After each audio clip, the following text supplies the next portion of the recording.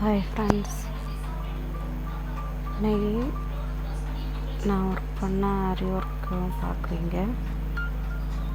இது net fix பண்ணி work பண்ணுறது.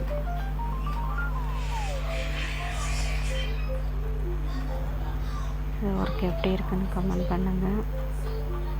ஆரி ஒர்க் 500லேருந்தே ஸ்டார்ட் பண்ணுறோம். உங்களுக்கு ஏதாவது ஆரி ஒர்க் போடணுன்னா கமெண்ட் பண்ணுங்கள்.